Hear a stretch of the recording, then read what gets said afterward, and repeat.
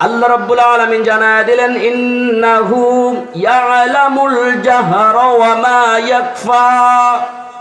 ও বান্দা, তুমি প্রকাশ্যে যা করো তা তো আমি দেখি, তুমি গোপনে গোপনে যা করো পৃথিবীর কেউ না দেখলেও আমি আল্লাহ দেখি। সকল ক্ষমতার মালিক জনগণ, by the people, for the people, of the people. আমরা বলবো by the Allah, for the Allah, of the Allah. কথা বলেন ঠিক কিনা? দুনিয়ার সবকিছু চলে কার হুকুমে? সকল ক্ষমতার মালিক কে? একজন, তিনি হলেন মদিনার কামলিওয়ালা। বললেন, মান জালাসা মাজলিসাল উলামা'i ফাকান্নাহু ফি হাদরাতি।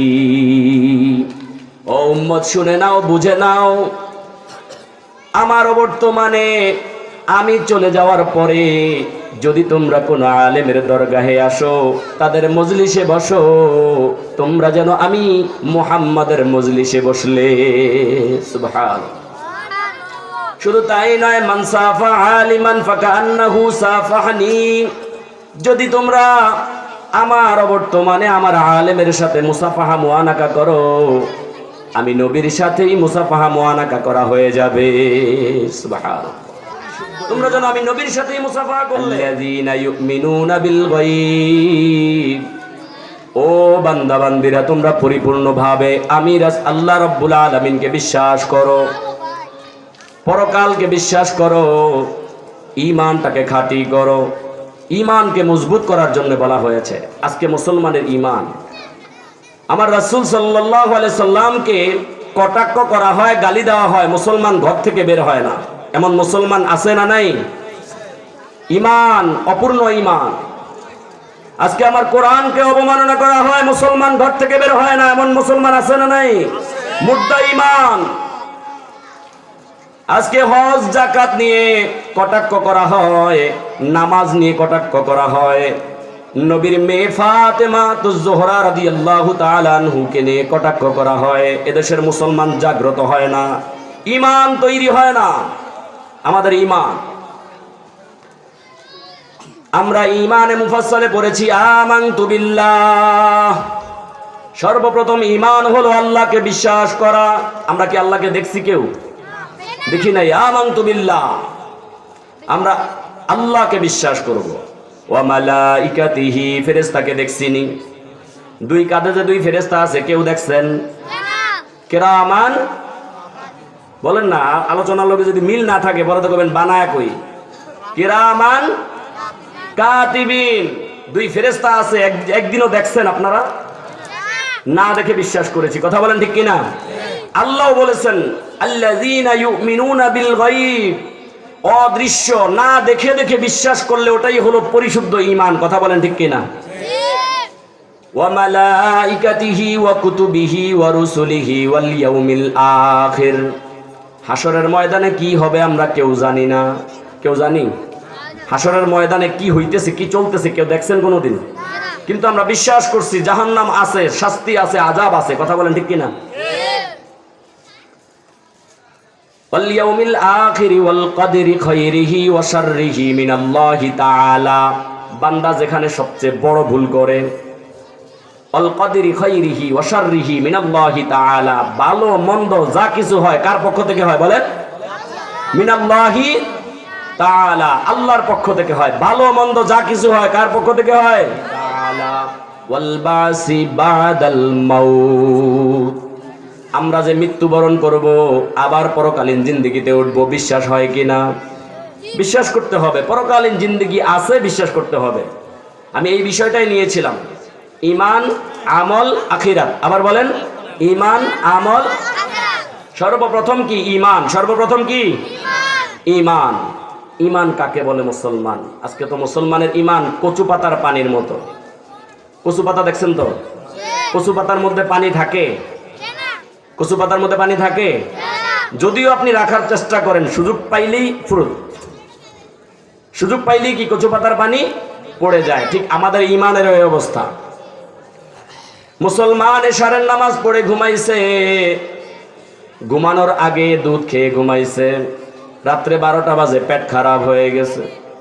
পেট খারাপ হওয়ার পরে 2বার 3বার 4বার 5বার টয়লেটে আর ঘরে দৌড়াদৌড়ি শুরু হয়ে গেছে। এবার মনে মনে ভাবতেছে, আমার মনে হয় দুধ খায়া আজকে পেট খারাপ হয়ে গেছে, বাড়ির পাশের ডাক্তারের ডাক দাও, খবর দাও, আমার তো অবস্থা খারাপ।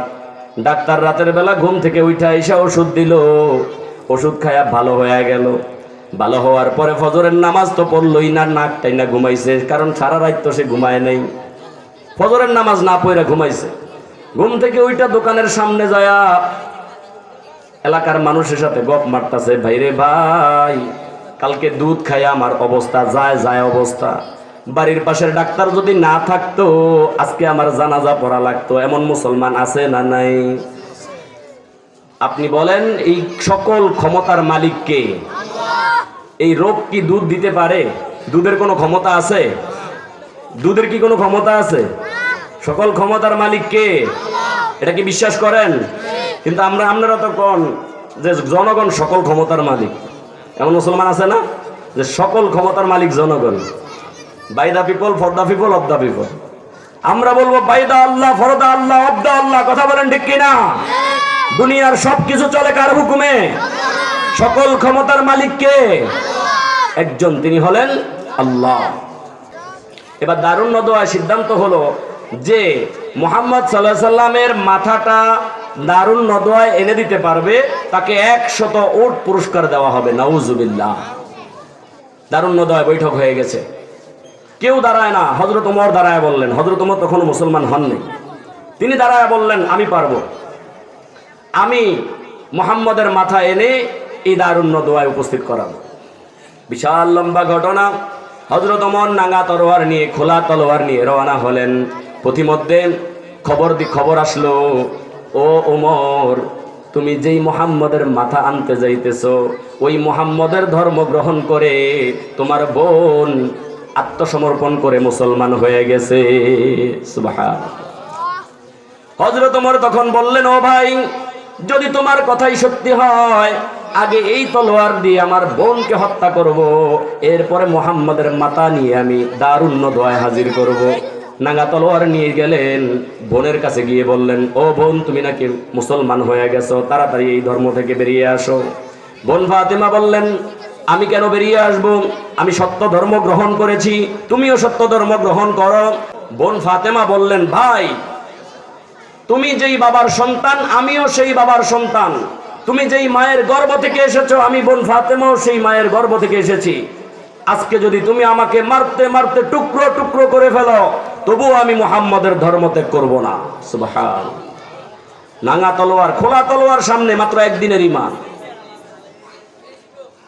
হযরত ওমর বোনকে মারতে পারে নাই, বোনের ভালোবাসায় ইসলাম ধর্ম গ্রহণ করার প্রস্তাব দিলেন। ও বোন আমাকে নিয়ে যাও, সেই নবীর দরবারে নিয়ে যাও যেই নবীর ধর্ম সত্য, কোরআন সত্য, যেই নবীর ইসলাম সত্য, সেখানে আমাকে নিয়ে যাও। হযরত ওমরকে নবীর দরগাহে নিয়ে যাওয়া হলো, নবীর কাছে ক্ষমা আছে।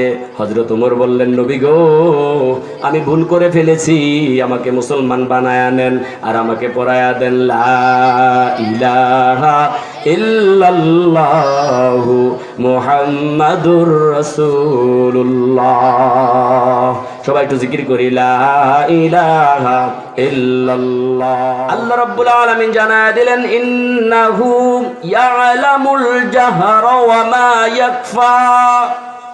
ও বান্দা তুমি প্রকাশ্যে যা করো তা তো আমি দেখি, তুমি গোপনে গোপনে যা করো পৃথিবীর কেউ না দেখলেও আমি আল্লাহ দেখি। পৃথিবীর কেউ দেখেন না, দেখেন কে?